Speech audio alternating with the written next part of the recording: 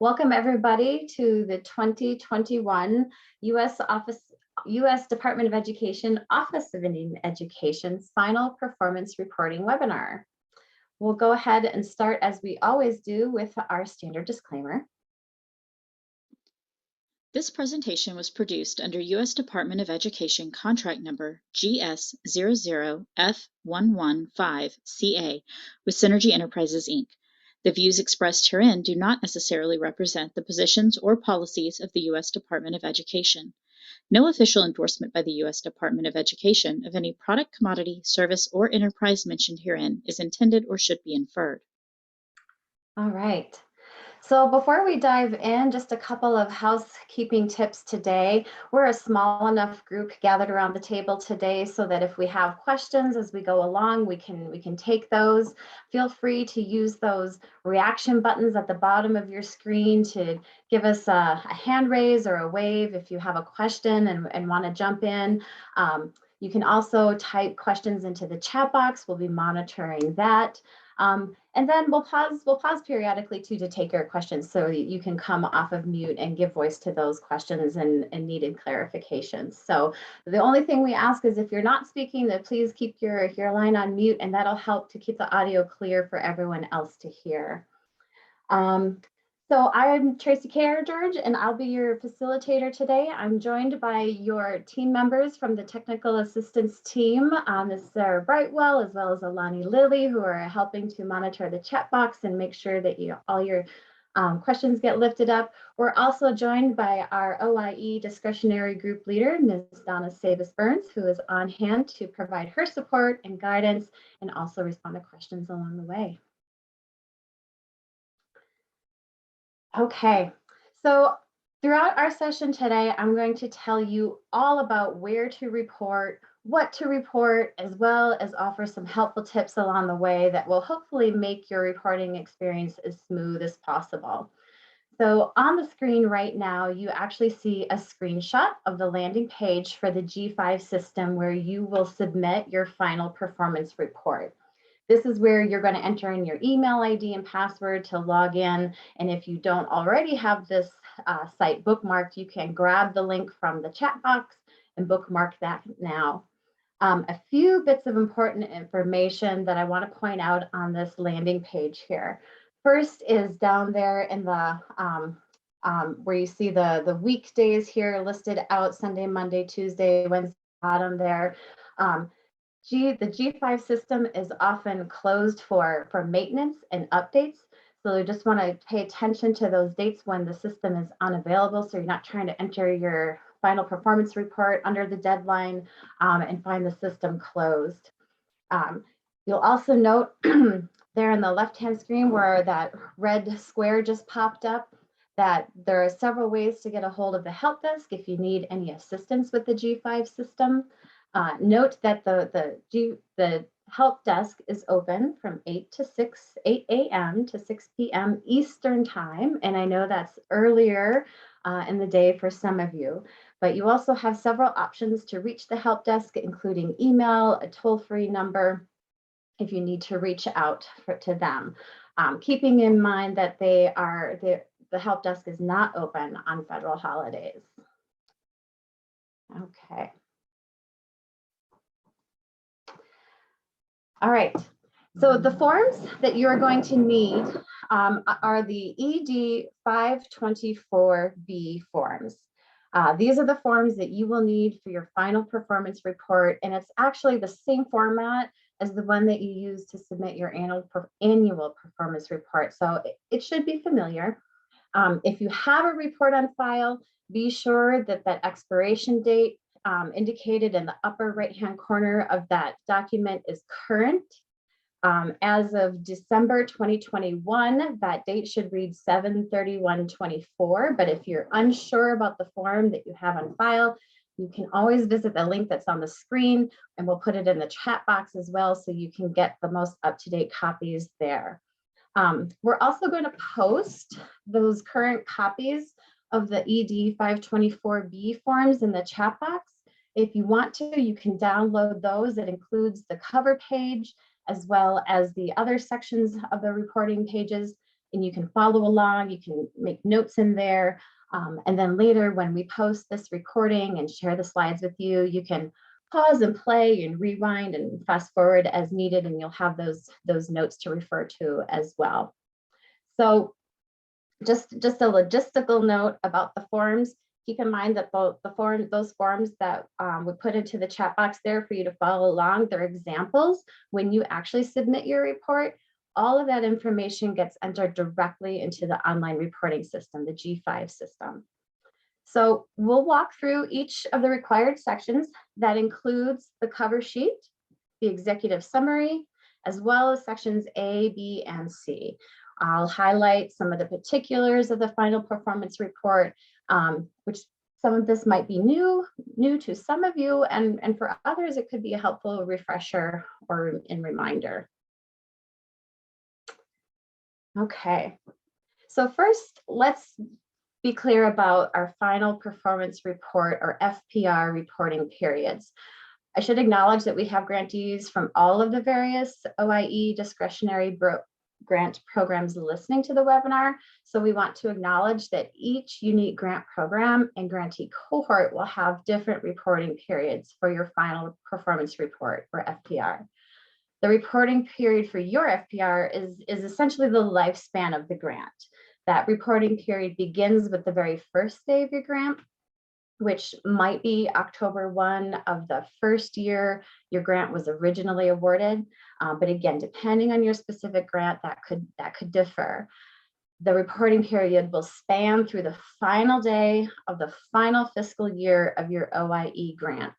Again, typically this is September 30th, but if you're unsure, you can find those start and end dates for the lifespan of your grant in the grant award notification. If your grant is operating under a no cost extension, or NCE, you will use that final date of your NCE for the end reporting date. Again, it's helpful to think of that reporting period for your final performance report as the lifespan of the discretionary grant, and those dates are specific for your program and award cohort. Couple of tips and reminders before we start walking through the documents. It's really important to know that specific reporting period, because you're going to be reporting on all of your GPRA measures and all of your project measures for each year. The ratios that you report in that final performance report should be the same as those previously submitted in your annual performance report. So this means that you're not recreating, you're not retallying, you're not recounting or data from past years. In fact, you'll want to secure copies of your past annual performance reports so that you can copy and paste those numbers, and that'll make the whole process much easier. Don't make up new numbers. If you're new to your position or you don't know where those past APR reports are stored, you have a few options. You may need to locate those copies. Perhaps another staff member or somebody in your fiscal office has copies of those on hand or filed somewhere. You can get into the G5 system or have your project director who has access to the G5 system download those previous annual performance reports from G5. If neither of those options are working for you, you can reach out to your technical assistance team or your program officers to help with obtaining copies of those past APRs. But please, if you do reach out, you'll want to make those requests as soon as you need the help so that we can get back to you in a timely manner and you're not stuck in a tight spot in terms of deadlines. Okay, and I see some helpful notes going up in the chat box as well, so thank you for putting those up. All right, so if you don't have a copy of those forms, you can download them from the chat box. Again, those are just examples, and you can follow along with those as we walk through them. That might be helpful as we walk through the various sections here.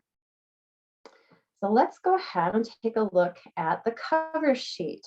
So on my screen right now is a screenshot of the cover sheet, and you will need a new cover sheet for your final performance report. As you can see, this format's similar to what you've used in the past. And again, you want to make sure that you're using that most up-to-date copy by checking that date in the upper right-hand corner. So I'm going to walk through each of these sections, but just a quick logistical note too. When you're entering your data for the cover sheet, you actually do it in G5. And then when you get all the information entered into G5, you're going to save and print that form because you're going to need a signature for the cover sheet. But let's go ahead and walk through some of these important items here. The first one that I want to point out is item number 1. This is where you're going to enter in your unique PR number. Make sure to include that full number for the grant that is ending. Make sure you have the correct PR number. Some of you are operating multiple grants or maybe even launching new grants. So you want to make sure that you're closing out the correct grant. I'm going to jump down to item number 7. This is where you'll enter in the dates for that full reporting period that we just discussed, that whole lifespan of the grant from day 1 to the very last day. Next, I want to talk about item number 8. This item has several sub items and is about budget expenditures in different time spans. So there are 3 line items. I'm actually going to start with line item B here, which is expenditures for the current budget period, essentially expenditures for the final fiscal year of your grant. 8A, right above that, are the expenditures from the previous budget period immediately preceding this current budget period. So essentially this last year, this final year, and the previous year. 8C is the grand total from all of the grants years, all of the years of the grants operation. So it's not simply A plus B equals C. Line C is actually inclusive of all the expenditures from all years of your grants. So it's probably more than a couple of years.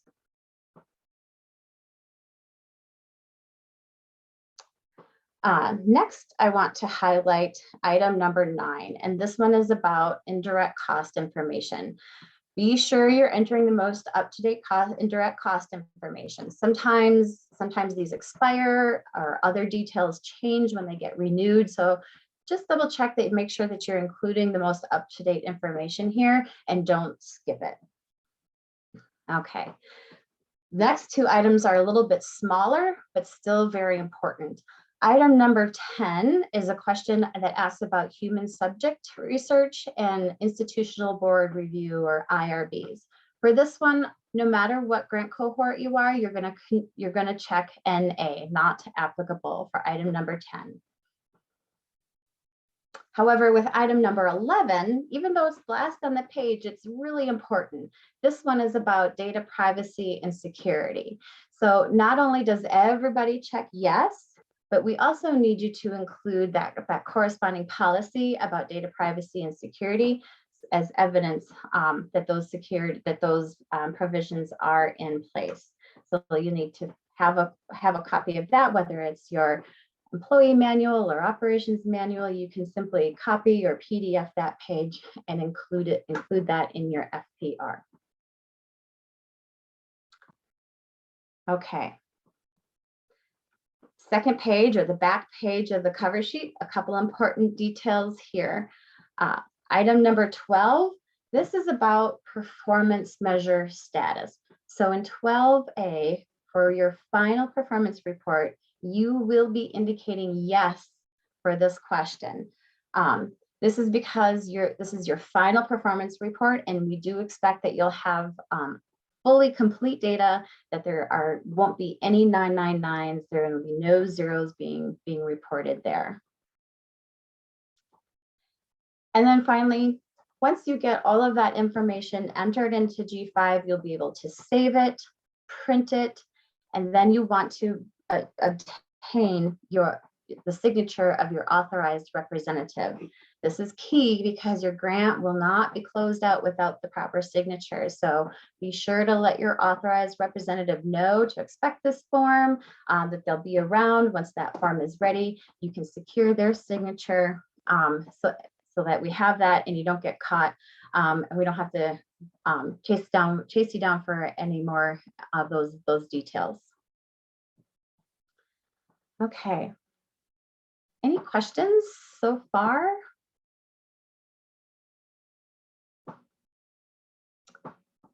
I see something here in the chat box here. If there is something that could not be measured at all due to COVID, is it still 999? I might punt that to one of my teammates who may want to weigh on that. And I see she's chiming in on the chat box now. She said, no, that would be reported as 0/1. Yeah, and just as a quick explanation for why. So 999 is what we report when we're telling everyone who's reading our report, I don't have the data now, but I might have it later. Because these are final reports and there will be no more reporting for your grant after this, we won't be updating anything later. So if it's something that you're unable to report for whatever reason, may it be COVID related, programmatically related, or just data does not exist for that particular measure, that's fine. You'll just report 0/1, which indicates I don't have any data for this. And then the really important part is that then when you go down to your explanation of progress, to really explain why don't we have data for this particular one. Thanks, Sarah. Yeah, and we'll talk a little bit more about that explanation of progress when we get to section A as well. So good question, thank you. Okay, so the next section of your final performance report is the executive summary. And the primary way that this differs from your past annual performance reports is that for your past annual performance report is that for this report, for the final performance report, you will speak comprehensively about all the years of your grant operation. In this executive summary of your final performance report, you'll be talking about the full lifespan of the grant. You'll have 1 to 2 pages to provide that narrative description of your program's accomplishments and highlights. You'll want to think about project goals and intended outcomes, describing the extent to which your program was able to accomplish those things, or if not, provide a rationale as to why not. And include those lessons learned and those insights that you gained along the way. Or maybe you were able to overcome a challenge and accomplish goals in a different way. If your goals and objectives were actually not met, you want to provide in your executive summary some information about those challenges that affected your project implementation. So, for example, a common challenge that we see is that the program might have experienced some project director turnover. Sometimes there's delays with hiring. These are the kinds of details you want to make sure that you address in your executive summary. Finally, in this executive summary, OIE wants to know what contributions your project was able to make to the broader field of research, knowledge, and practice around serving American Indian students and administering these programs or policies. Things that you might have learned from your program evaluation or trends and data that you might have been documented along the way. Here comes another tip. When you develop your executive summary, you want to do this in a document outside of the G5 system before you submit your final performance report. If you've worked in the G5 system, you know already that it times out. And it doesn't time out when your cursor is still or if you're not typing. It times out on a regular basis for security reasons.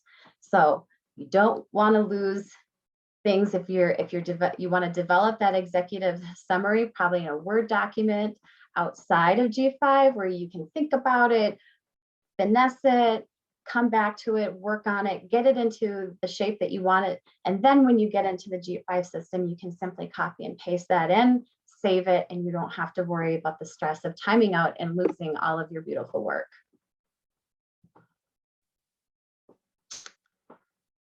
Okay. And I see we have a question in the chat box about digital signatures.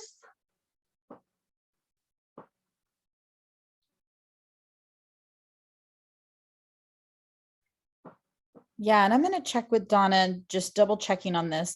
I know our standard response is that it needs to be an actual signature, but there were some leniencies given throughout COVID for electronic signatures.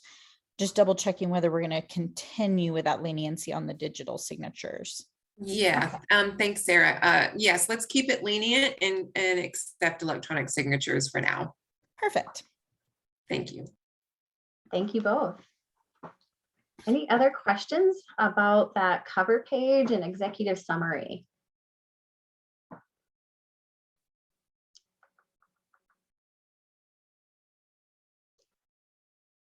All right, very good. Let's go ahead and move into section A. So this section A really contains the bulk of the information that you're going to submit in your final performance report, or FPR. The purpose of this project status chart in section A is really to demonstrate the progress that your project has made towards those approved project objectives that you wrote in your grant application. So once again, you'll be reporting on each and every year of the project during the entire lifespan of the grant. So this is where you really want to look at those copies of your past APRs. You'll see that the format probably looks familiar once again. And as you have with your annual performance reports, you'll report on both the grant-specific government-defined GPRA measures that were defined in the original notice inviting applicants, as well as your own project-specific measures that you defined based on your specific project goals. So as a reminder, you can copy and paste the exact wording of the GPRA measures that were defined by ED in that space, labeled performance measure. And you're going to label all those GPRA measures GPRA under that measurement type. And this column here is where the text goes, and then here's where that label goes for GPRA measures. And we don't change the words of the GPRA measures. The project measures that you define for your specific project can also be copied from your past APRs. And again, the wording of those don't change from year to year. You can copy and paste the text of those here into the performance measure box and then label it PROJ so that we know that it's a project measure specific to your project. So on the next screen, we'll actually see how this might look. So as I stated, each OIE discretionary grant has a specific set of measures referred to as the GPRA measures that were defined by the government. When reporting on these measures, you want to put the exact wording of the GPRA measures and label it as such, and then you only report on that actual performance ratio. I know it can feel funny when you're submitting a government report to leave some columns blank, but that's really okay. We're really just looking for that actual performance ratio over here. And then the G5 system actually will auto calculate the percentage, so you don't need to enter that information. For your project measures, the measures that you defined for your unique program, you'll enter the measure as you defined it in your previous annual reports. Again, don't change those, don't change that text. There we go. And it's labeled PROJ right there. And for your project measures, you're going to report ratios in both the target and the actual performance areas.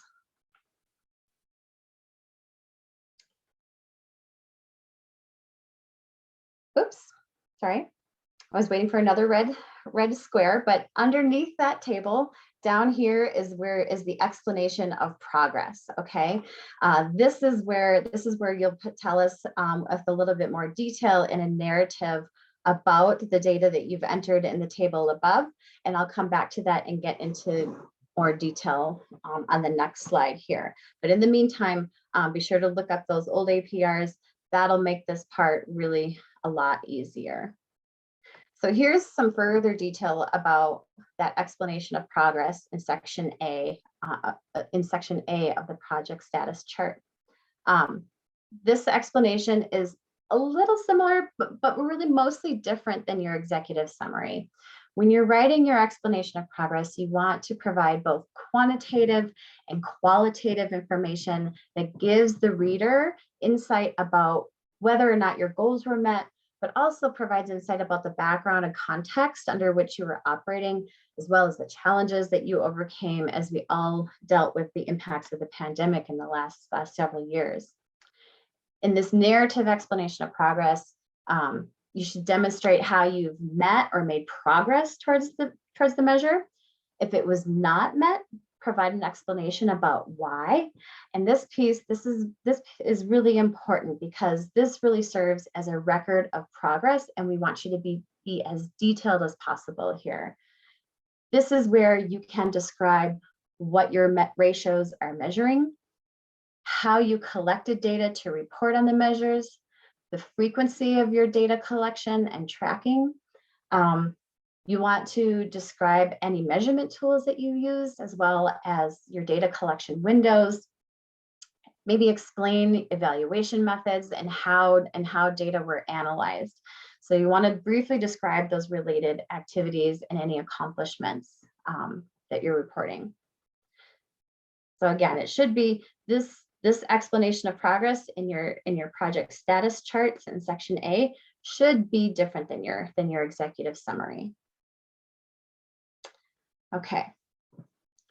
Also, regarding your project status chart, we want to highlight and lift this up as to why this is so important. The GPRA measures really help the Office of Leading Ed, as well as the Department of Education, see the progress of your project and each grant program as a whole. I promise this information does not go into a black hole. It is reviewed, it is compiled, it is examined, and it is used to justify funding in support of the program. So it's really important to include the data as well as that narrative explanatory text with your explanation of progress. And of course, because this is your final performance report, you're going to include data from each year of grant implementation, as well as any previously reported baseline data. Okay.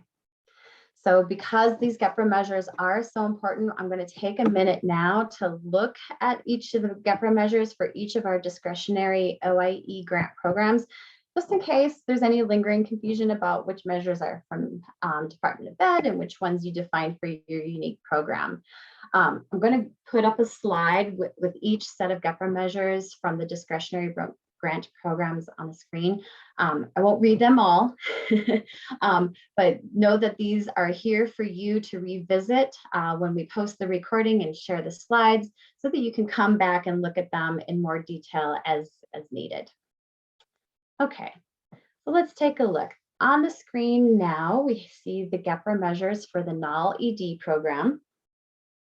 Remember, these GPRA measures come from the government, and we don't change the wording when we put these into our report. We keep them just as they are worded. The NAL ED program has 4 GPRA measures.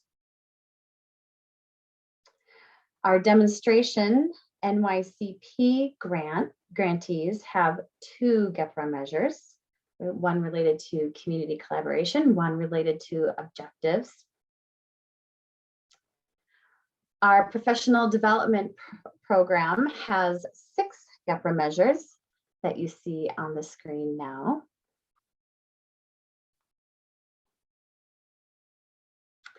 And then finally, you see here the GPRA measures for our current cohort of state and tribal educational partnership, or STEP grantees. They have between 3 and 7 GPRA measures. The ones with the asterisks pertain to all STEP grantees, and then the other 4 pertain to depending on the goals of your unique program. They report on those. So let's take a look now at some examples of how that section A and that project status chart would look when it's complete. This first example is a sample final performance report chart for a measure that includes baseline data. And I'll walk through what information you enter here.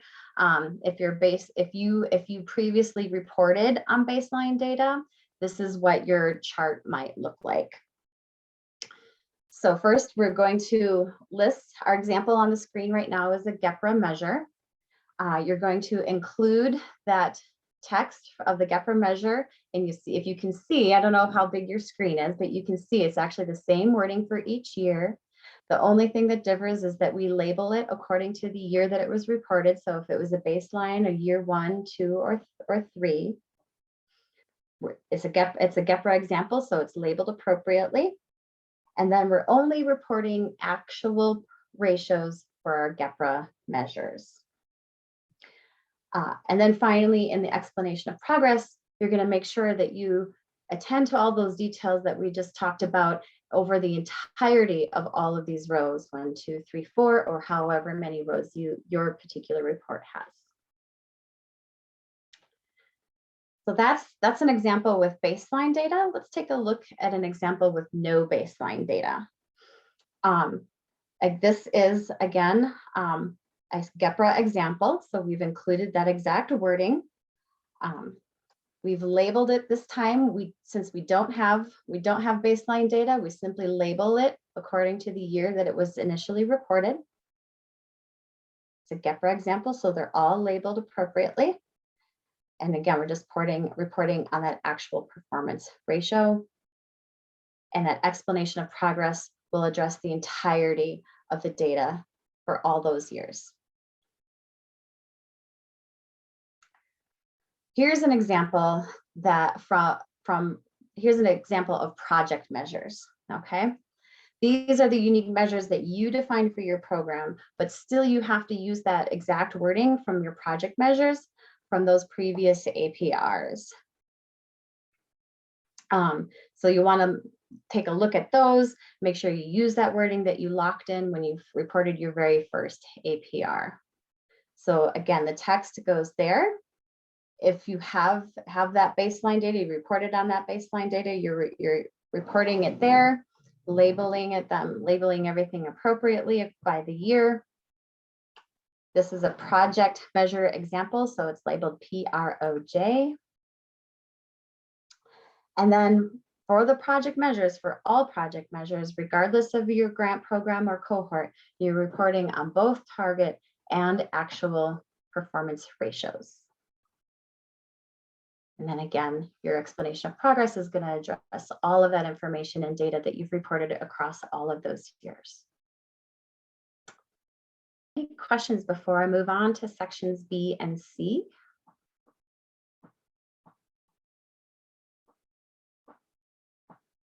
Oh, and I see we've shared the slide deck with you already. So if you even want to follow along with that, you can take a look at that and refer to it even as we move along today.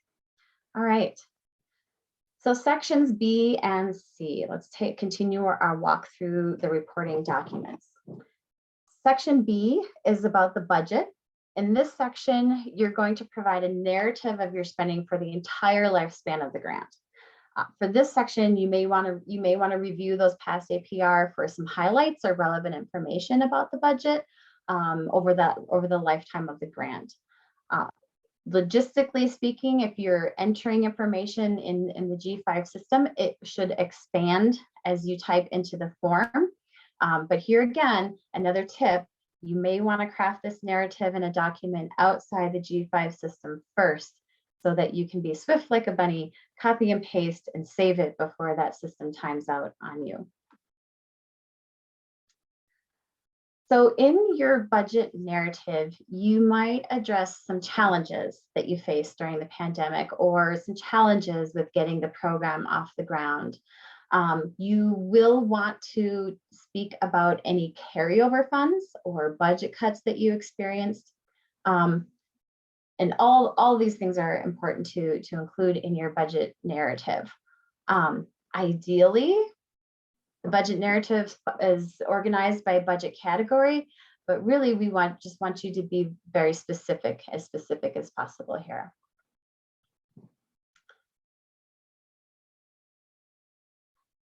This section is where you may need to address the issue of drawdowns in G5 if they didn't occur at regular intervals. If that's the case, you'll want to talk about how you worked with your fiscal office, maybe to make adjustments, or how you may have had to monitor and track expenses aside or in parallel to your budget office or fiscal office, so that you can ensure the accuracy and timeliness of those budget reports. That's information that you want to include in your narrative for the budget as well. Very, very important information on this slide. All of your grant dollars must be obligated by the final date of your grant program.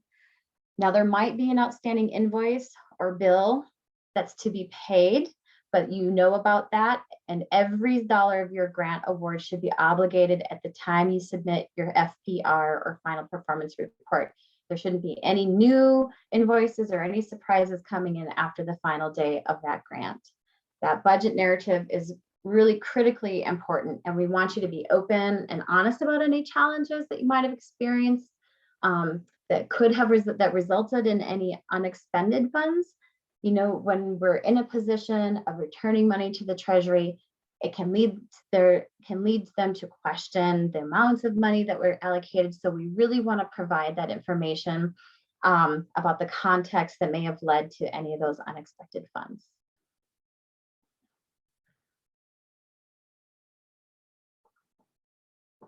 Okay, just wanted to give that dramatic pause and then share this statement with you. So on the screen right now is a statement, and we're going to put this into the chat box as well.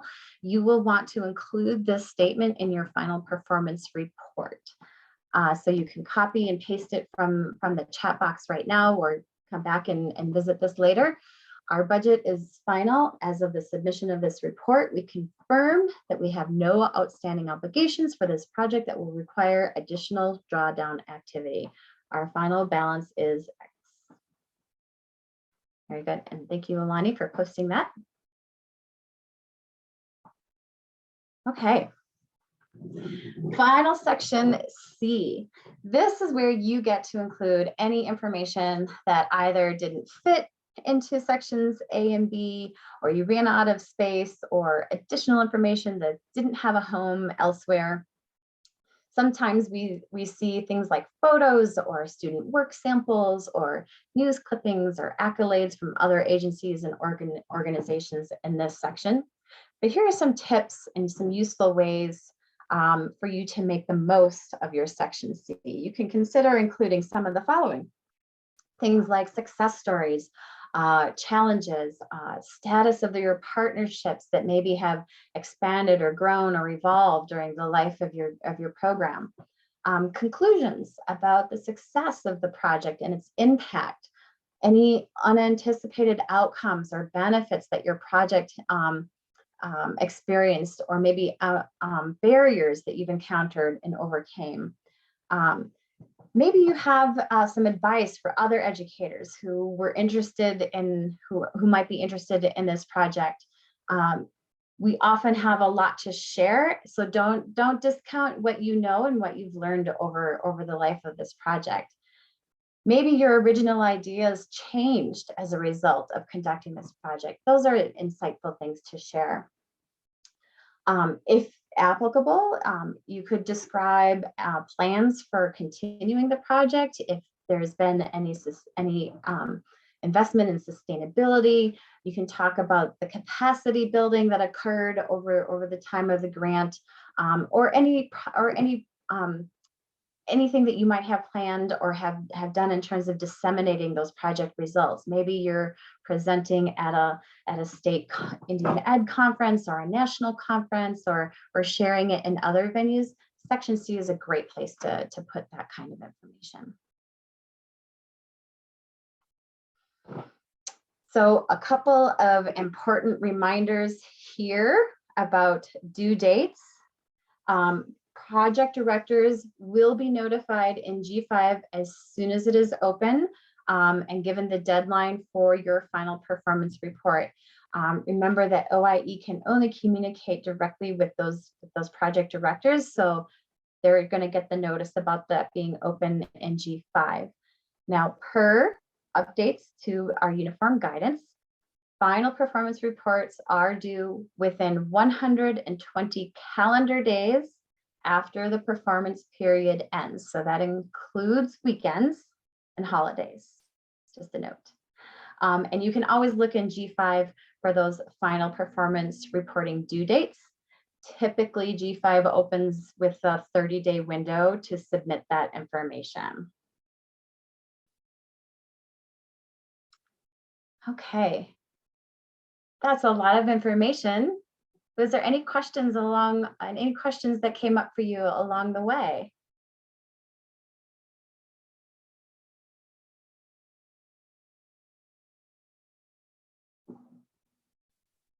Tracy, this is Shannon. I Hi, have Shannon. I have a quick question for you. On previous projects, when I first started working with the G5 reports, it would carry over the information that had been entered from one year to the next. And now, as I recall, I noticed it wasn't doing that in this current cycle. I'm wondering if there's a reason for that, or maybe I was doing something wrong, because it's helpful when it does carry over and you can see that progress that was made, where you're updating it. Mm-hmm. Yeah, that would be helpful. And I don't know if any of my other team members have any insight about that possible change, or if it's a matter of different program types. Yeah, Shannon, I will say you were blessed by a G5 ferry. So that is not, which is wonderful. And I wish that everyone could be blessed by that same G5 ferry. Unfortunately, yeah, that is not something that standardly the G5 system does for us. Now I know for the PD grantees in the PDP DCS, I think sometimes it will do that, which is really nice. But unfortunately in the G5 system, as far as just its standard way of operating, it doesn't keep that past progress for us. The one thing it will do is it will keep your past APRs so that you can download them and access the information that way. Not as convenient. And the caveat to that being, so if a project director has been with the project, let's say you have a 5-year project. If you've been with your project all 5 years, you're going to be able to download all 5 years of APR. Let's say you're a project director who came in mid-year, year 3 of the 5-year project. Unfortunately, you're only going to be able to download years 3, 4, and 5. It doesn't let you see reports that were submitted prior to you being part of the program. And that's where you're going to have to go into files, maybe reach out to your authorized representative, or reach out to us, and we can always help as well. But yeah, maybe check when it opens up. Maybe that G5 ferry will bless you again, but in general, the system doesn't do that for us.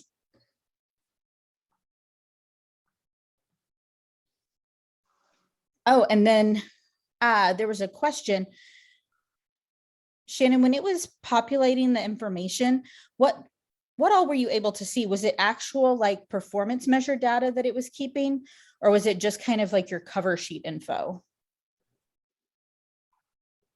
I don't remember if the data came up, but the goals came up. So what are... Oh, so it kept the actual wording of the goal. So for the GPRA measures, that's sometimes you're actually being blessed by your program officer, who sometimes puts those in for you when they're setting up the form. That would just be for your GPRA, since all of you have different project objectives. But yeah, sometimes you will see in the form that your GPRA, just the wording of the measure is pre-populated, and that varies program officer to program officer whether they've put that in. Thank you. Yeah. Thank you. And thank you, Sarah. We should all have a G5 ferry. Wouldn't that be nice? If only. So it's been a little bit of a quiet group. Is there anything that we talked about, that we touched on, that you want to go back to, that rang a bell, raised a question?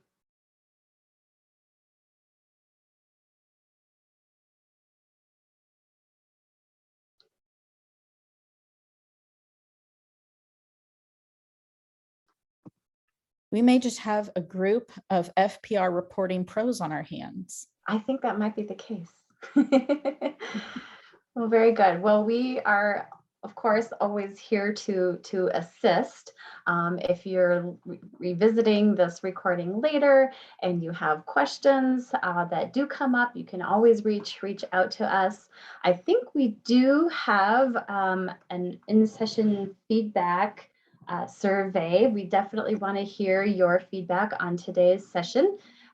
What was helpful, what we'd like to see more of, or what would be more helpful. We do look at this information and reflect on it regularly, so we appreciate your candor, and this helps us really to be better technical assistance providers to use. So please let us know. You should see a poll pop up on your screen right now. I'm going to leave that open so that you can respond to it. And then just make sure that everybody has the contact information for all of your program officers, as well as that general email to reach out to your OIE technical assistance team. You can, like I said, reach out to us if you have any questions later on while you're preparing for your final performance reports. You can also, a note, please, if you do reach out, it's super helpful, and it definitely ensures that you get timely responses. If you include that your grantee name and PR number when you're emailing, that also helps to ensure that your questions are tracked and responded to. So I will keep that slide up on there, and we have a few minutes to hang out if anybody does have any lingering questions. We just ask that you please fill out that poll before you say goodbye to us. And then definitely have a great day, and I hope your reporting season goes smooth as glass.